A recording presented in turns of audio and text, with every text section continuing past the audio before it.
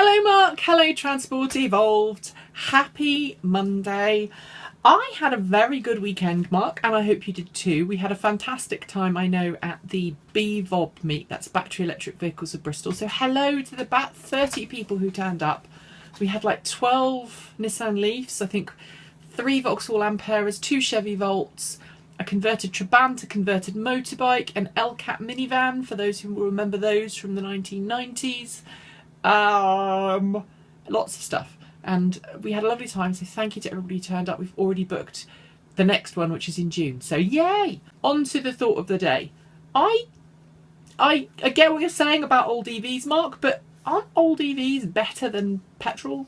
I mean, if the choice is an old EV versus a petrol car, I'm still going to advocate an old EV. Tesla Model S, perfect business car. Yes, no hooks. You're quite right. There are no coat hooks.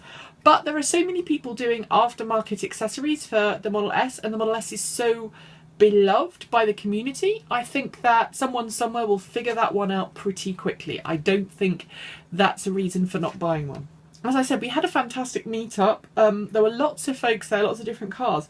But and we were there for a good 4 or 5 hours. But the thing that really got me was there were people there who come for information about just driving and wanted to know about charging stations. There were people who were there who were interested in building their own cars and converting them.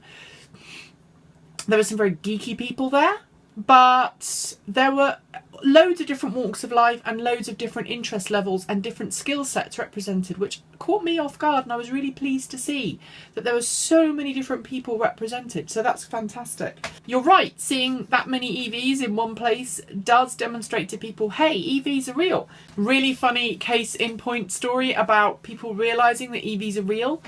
We were at the meet yesterday, and this hot hatch pulled up with like 4 teenagers inside, and they'd seen the Tesla Roadster that was there as they'd come past on the road, and so they decided to come into the car park to check it out.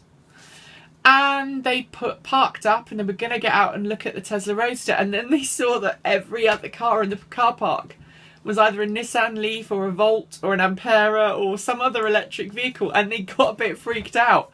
So they just very noisily reversed back out and then went on their way again. We essentially scared them off. One of the people talked to them, and they were just really blown away at all the EVs in the car park. EVs definitely are not city cars, but I think the reason why they are sold as such is because manufacturers are really scared of people running out of charge.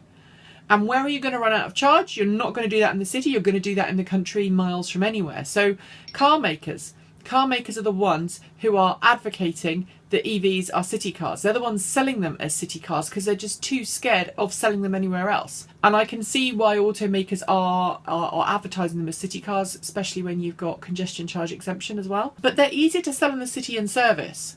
Although I think you're right. I think electric cars are for everybody. And I think we're just about to move to that. And one of the best Nissan Leaf dealers in the UK is based in the middle of the countryside. And so I think people are getting the message. And of course, if you live in the country, you're more likely to have a driveway, you're more likely to have a garage, you're more likely to be able to charge up. So I think we are moving through a transition period where electric cars will become something outside of the city as well as in the city, and I think they will be viewed as such. And I think people in the city will just stop owning cars altogether. But what do I want to talk to you about today? I want to talk to you about leading by example. We've got lots of politicians around the world, and only a few of them are driving EVs.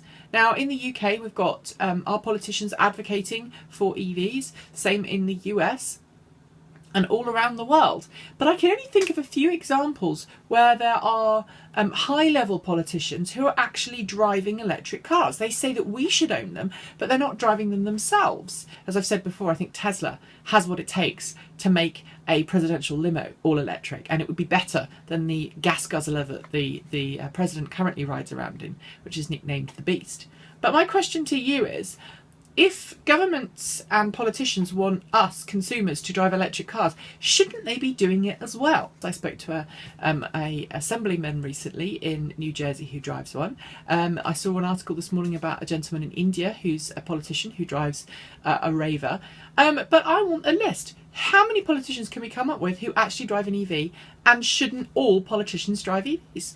Be interested to see what you think, Mark, and I'll see you tomorrow. Have a great day. Bye.